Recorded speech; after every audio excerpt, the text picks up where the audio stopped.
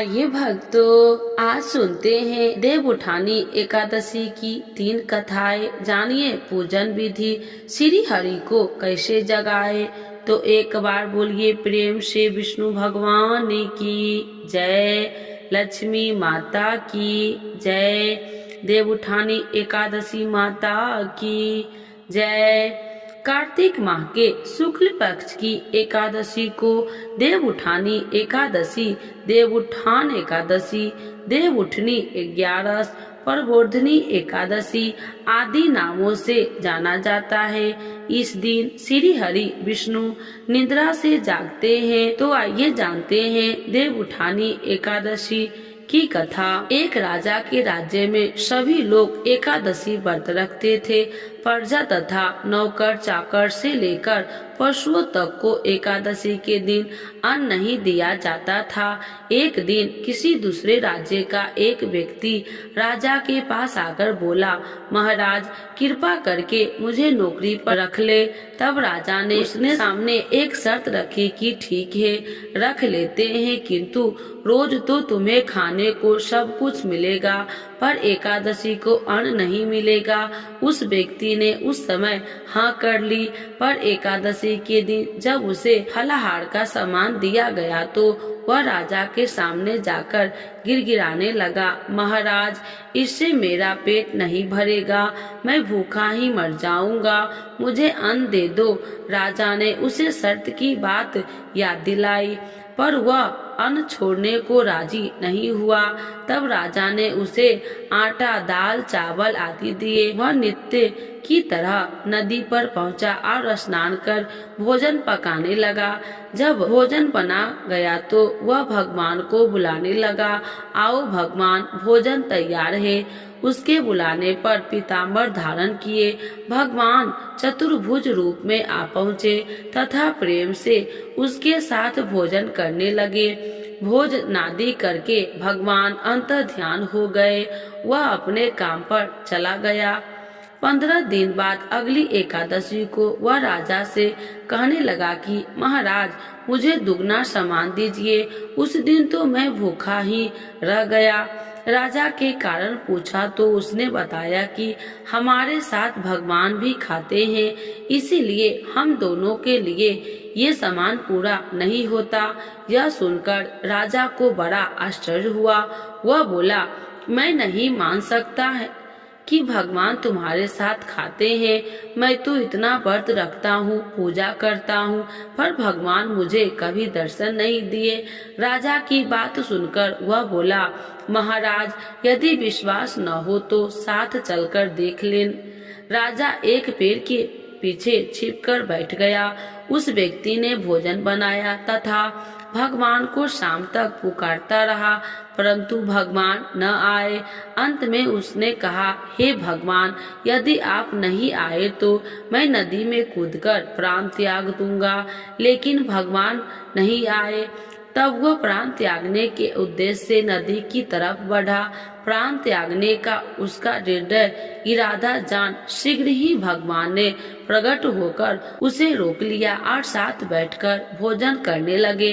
खा पीकर वे उसे अपने विमान में बिठाकर अपने धाम ले गए। यह देख राजा ने सोचा कि व्रत उपवास से तब तक कोई फायदा नहीं होता जब तक मन शुद्ध न हो। इससे राजा को ज्ञान मिला। वह भी मन से व्रत उपवास करने लगा और अंत में स्वर्ग को प्राप्त हुआ। तो एक बार बोलिए प्रेम से लक्ष्मी नारायण भगवान की जय। देव उठानी एकादशी की दूसरी कथा। एक राजा था, उसके राज्य में प्रजा सुखी थी। एकादशी को कोई भी अन्न नहीं बेचता था, सभी फलाहार करते थे। एक बार भगवान ने राजा की परीक्षा लेना चाहिए। भगवान ने एक सुंदरी का रूप धारण किया तथा सड़क पर बैठ गए। सभी राजा इधर उधर से निकला और सुंदरी को देख चकित हो गया। उसने पूछा, हे सुंदरी तुम कौन हो और इस तरह यहाँ क्यों बैठी हो? तब सुंदरी स्त्री बने भगवान बोले, मैं निराश्रिता हूँ, नगर में मेरा कोई जाना पहचाना नहीं है, किससे सहायता मांगू? राजा उसके रूप पर मोहित हो गया। वह बोला, तुम मेरे महल में चलकर मेरी रानी बनकर रहो।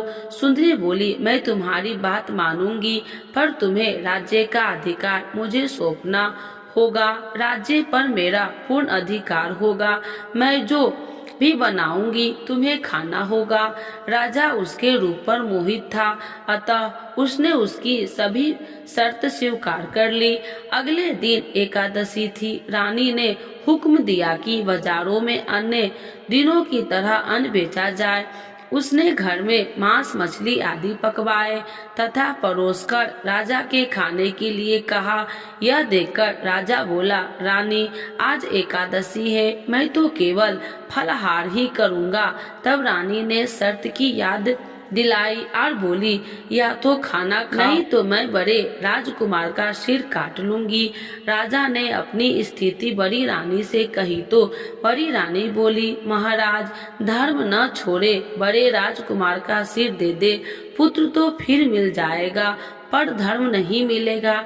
इस दौरान बड़ा राजकुमार खेल कर आ गया। माँ की आंखों से आंसू देखकर वह रोने लगा। कारण पूछने लगा तो माँ ने उसे सारी वस्तु स्थिति बता दी। तब वह बोला, मैं सिर देने के लिए तैयार हूँ। पिताजी के धन की रक्षा होगी, जरूर होगी।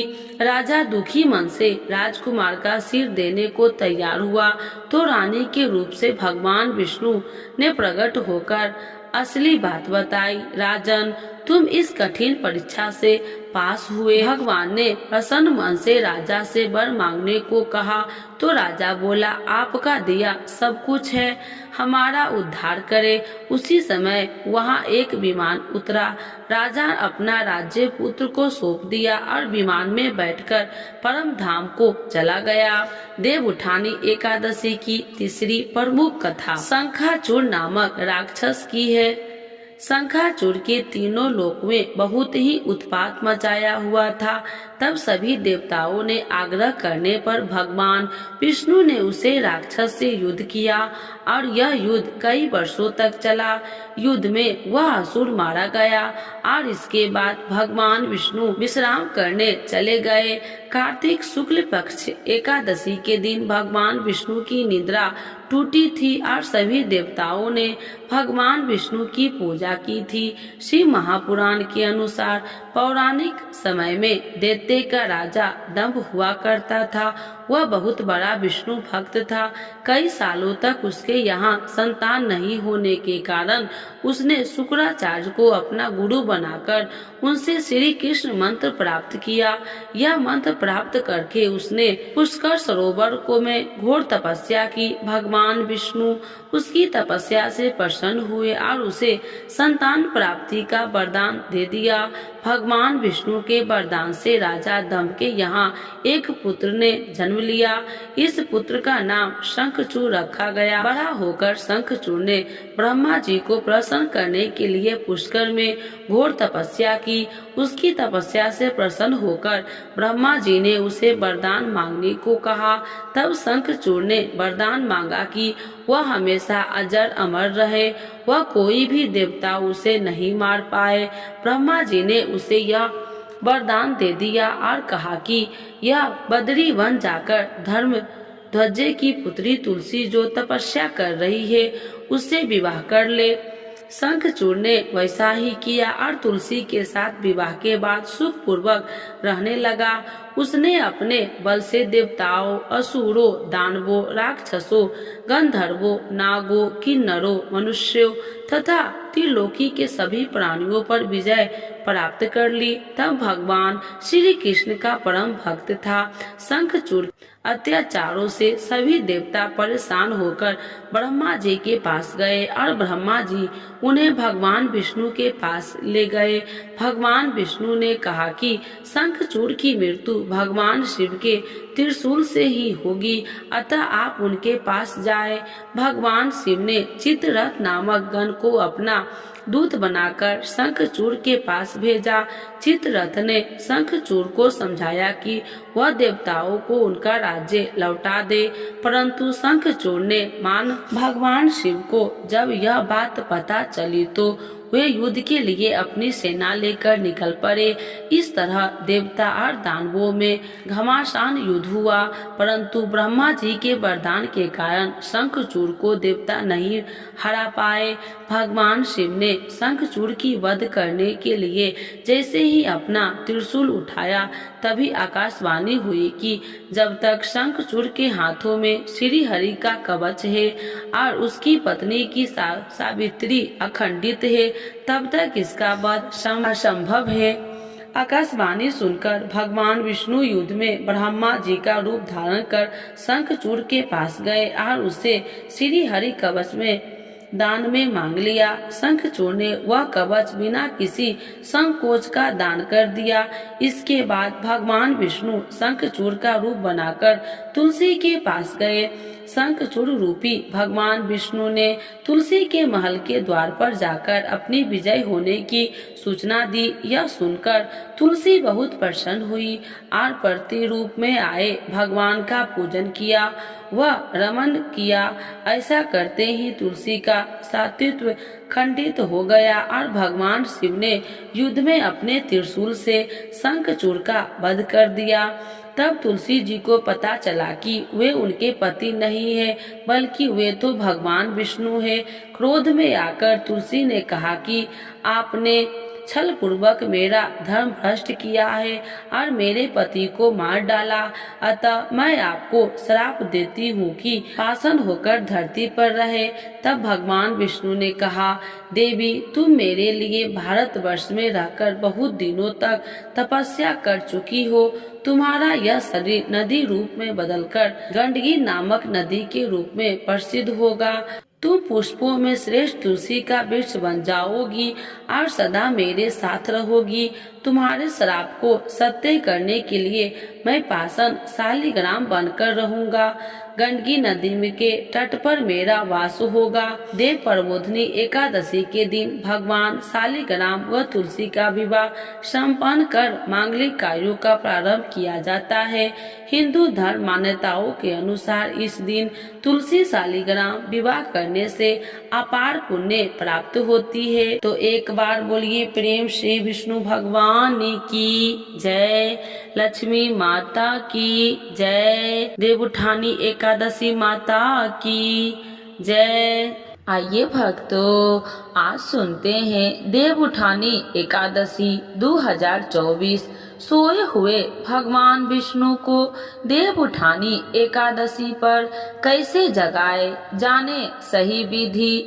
तो एक बार बोलिए प्रेम से विष्णु भगवान की जय, लक्ष्मी माता की जय। हिंदू धर्म में देवउठानी एकादशी का बेहद महत्व है। इस दिन से न केवल चतुर्मास खत्म होता है, बल्कि इसके साथ ही देश भर में शुभ और मांगलिक कार्य शुरू हो जाते हैं।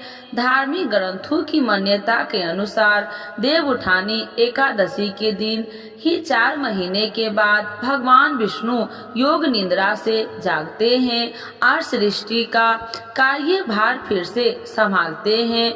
देवउठानी एकादशी के दिन जगत के पालनहार भगवान विष्णु और माता लक्ष्मी की पूरे विधि विधान से खास पूजा अर्चना की जाती है, लेकिन इससे पहले उन्हें शाम के समय विशेष पूजन विधि द्वारा भगवान विष्णु को जगाया जाता है। आइए जानते हैं इस साल देवउठानी एकादशी कब है और इस शुभ मौके पर भगवान विष्णु को प्रसन्न करने की सही विधि क्या है। देवउठानी एकादशी 2024 कब है। भगवान विष्णु को समर्पित देवउठानी एकादशी पर्व हर साल कार्तिक मास के शुक्ल पक्ष की एकादशी तिथि को मनाया जाता है। वैदिक पंचांग के अनुसार इस साल कार्तिक माह की शुक्ल पक्ष की एकादशी तिथि का आरंभ 11 नवंबर को शाम 6:46 से हो रहा है। जिसका समापन अगले दिन 12 नवंबर को दोपहर 4:04 पर होगा। उदया तिथि के आधार पर इस साल देवउठानी एकादशी का व्रत 12 नवंबर 2024 को रखा जाएगा। देवउठानी एकादशी का पर्व और भी अधिक खास है, इसीलिए है कि इसके अगले दिन 13 नवंबर को तुलसी विवाह का पर्व मनाया जाएगा। एकादशी तिथि का आरंभ 11 नवंबर 2024 को शाम 6:46 PM पर है। एकादशी तिथि का समापन 12 नवंबर 2024 को दोपहर बाद 4:04 PM पर है। देवउठानी एकादशी का व्रत 12 नवंबर 2024 को है। तुलसी विवाह 13 नवंबर 2024 को है।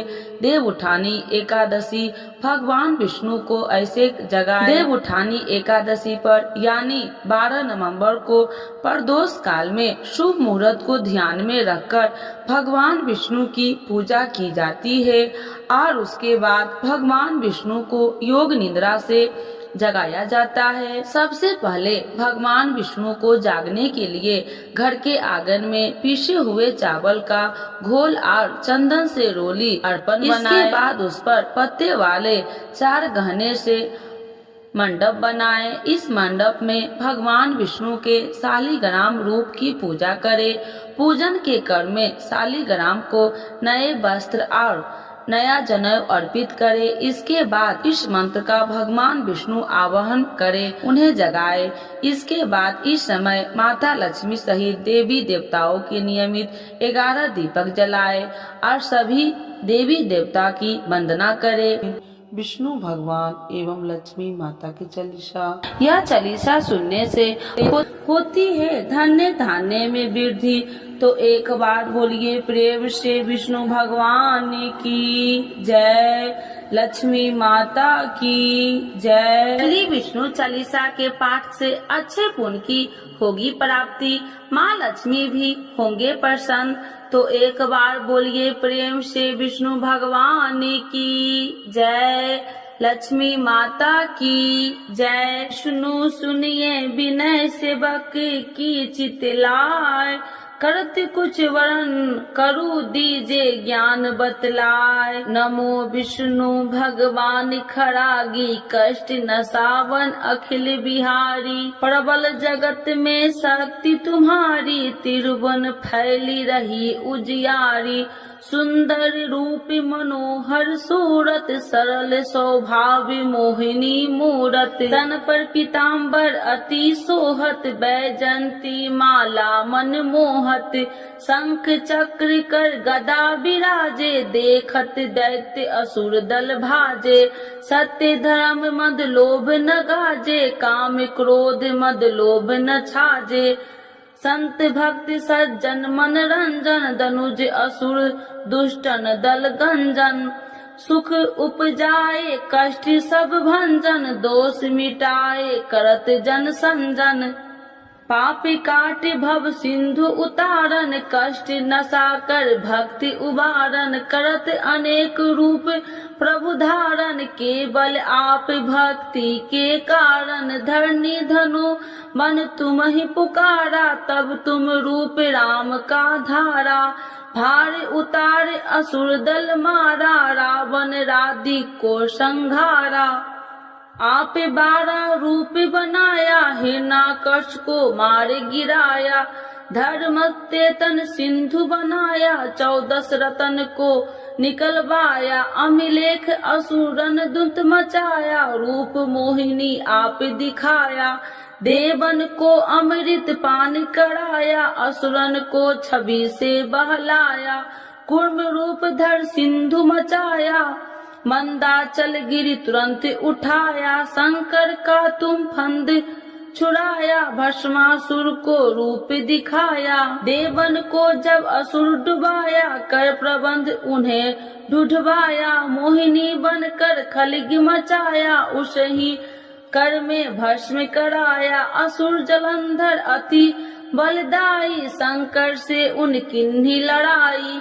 हार पार शिव शंकर बनाई, किन शक्ति से छल खल जाई, सुमरन किन तुम्हें शिव रानी, बतलाई सब विपत्ति कहानी। तब तुम बने मोहिनी चर ज्ञानी, वृंदा की सब सुरति भुलानी, देखत तीन धनुज सौतानी, वृंदा आए तुम्हें लपटानी, हो स्पर्श धर्म क्षतिमानी, अन्ना असुर उज्जीव सौतानी, तुमने ध्रुव प्रहलाद उबारे, हिरण्याकश को आदि के खल मारे, गानिका और आज मिल तारे, बहुत भक्त सब सिंधु उतारे, हरहु शंकर संताप हमारे, कृपा करहु हरि श्री जनहारे, देखो मैं निज दरस तुम्हारे, दीन बंधु भक्त हितकारे, चाहता आपका सेवक दर्शन, करहु दया अपनी मधु सूदन, जानू नहीं योग्य जब पूजन, होए यज्ञ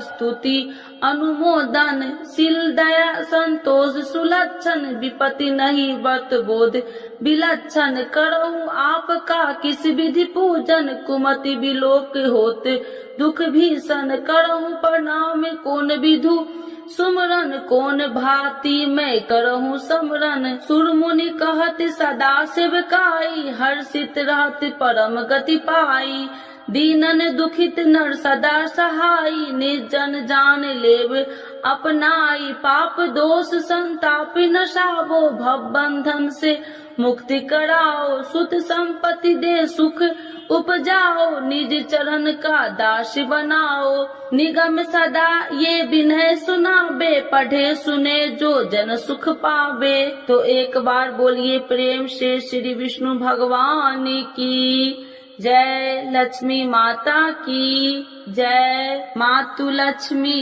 करी कृपा, करो हृदय में वास, मनोकामना सिद्ध करी परहु मेरी आस, यही मोर अरदास, हाथ जोड़ विनती करूं, सब विधि करूं सुवास, जय जननी जगदम्बिका, सिंधु सुता में सुमरो तो ही, ज्ञान बुद्धि विद्या दो मोहि, तुम समान नहीं कोई उपकारी, सब विधि पढ़ू आश हमारी, जय जय जगत जननी जगदम्बा, सबकी तुम हो अवलंबा, तुम ही हो सब घट की वासी, बिनती यही हमारी खासी, जग जननी जय सिंधु कुमारी, दीनन की तुम हो हितकारी, विनय नित्य तुम ही महारानी, कृपा करो जग जननी भवानी, यही विधि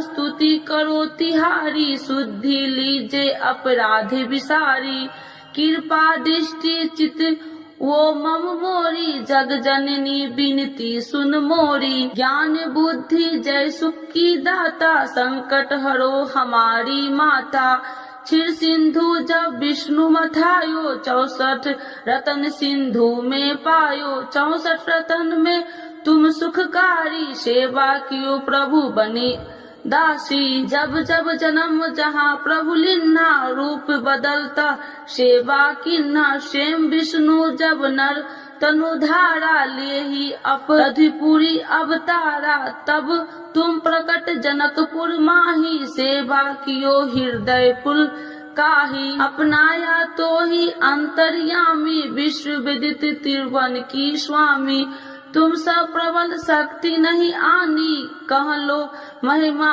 कहो बखानी, मम कर्म वचन करे सेवकाई, मन इच्छित वंचित फल पाई, तजी छल कपट और चतुराई, पूजहि विधि भक्ति मन लाही, और हाल में कहूँ बुझाई, जो यह पाठ करे मन लाई, ताको कोई कष्ट नोई, मन इच्छित पावे फल सोई, त्राही त्राही जय दुख निवारणी, त्रिविध ताप भव बंधन हारिणी, जो चालीसा पढ़े पढ़ावे, ध्यान लगा कर सुने सुनावे, ताको कोई न रोग सतावे, पुत्र आदि धन संपत्ति पावे, पुत्रहीन अरु संपत्ति हिन्ना, अद्र वज्र कोठी अति दिन्ना, वृप बुलाए के पाठ करावे, शंका दिल में कभी न लावे, पाठ करावे दिन 40 तापर कृपा करे गौरी सा। सुख संपत्ति बहुत सी पावे, कभी कहीं कहू की आवे। 12 वास करे जो पूजा, ते ही मम धन्य और नहीं दूजा। प्रतिदिन पाठ करे मन माही, उन सब कौन जग में केहू नाही।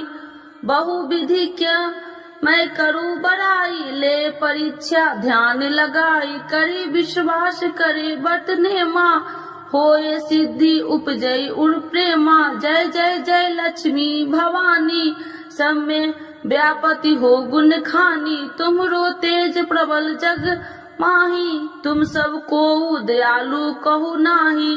मोहि अनाथ के शुद्धि अब लीजे, संकट काटी भक्ति मोहि दीजे। भूल चूक कर क्षमा हमारी, दर्शन देजे सदा निहारी। बिन दर्शन व्याकुल हितकारी, तुम ही अक्षत दुख सहेत भारी। नहीं मोहि ज्ञान बुद्धि है तन में, सब जानत हो आपने मन में। रूप चतुर्भुज करके धारण, कष्ट मोर अब करहु निवारण। के ही प्रकार में करूँ बड़ाई, ज्ञान बुद्धि मोहि नहीं अधिकारी। त्राहि त्राहि दुख हारनी, करो बेगी सब त्रासी। जयति जयति जय लक्ष्मी माँ, करो शत्रु को नासी। रामदास धरि ध्यान नीति, विनय करत कर जोर। मातु लक्ष्मी दास पर करू दया की कोर। तो एक बार बोलिए प्रेम से लक्ष्मी माता की जय, विष्णु भगवान की जय। एकादशी माता की आरती। ओम जय एकादशी माता, मैया जय एकादशी माता।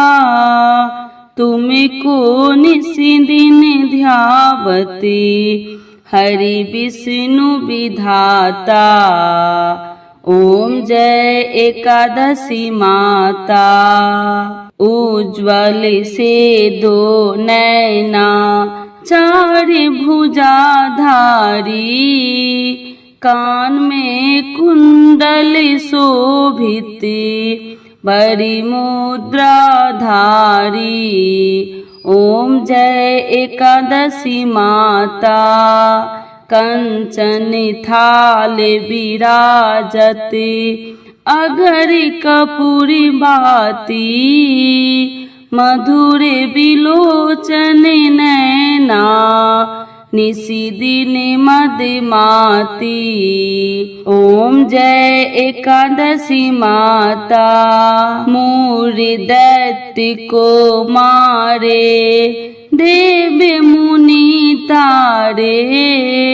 भक्ति जनों के संकट, क्षण में दूर करे। ओम जय एकादशी माता। जो ध्यावे फल पावे, दुख बिन से मन का।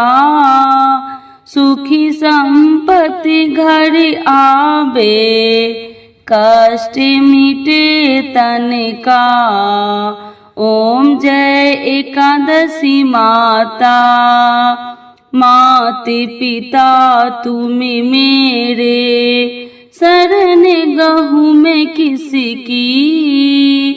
तुम बिन और न दूजा, आस करूँ मैं जिसकी। ओम जय एकादशी माता। तुम ही जग की माता, तुम ही हो भरिता। तुम करुणा के सागर, तुम पालन करता। ओम जय एकादशी माता। मैं मूरखी अज्ञानी, ज्ञान प्रकाश भरो। डूबी मेरी नैया, भविष्य पार करो। ओम जय एकादशी माता, करुणा हाथ बढ़ाओ, चरण परे थारे, विषय विकार मिटाओ, पापी हरो सारे। ओम जय एकादशी माता, श्रद्धा भक्ति बढ़ाओ, कर चरणों की सेवा, चढ़त प्रसाद नारियल, कदली फल मेवा। ओम जय एकादशी माता, एकादशी माता की आरती जो कोई जन गावे, बैसी बैकुंठ परम पदे, पारे उतर जाबे।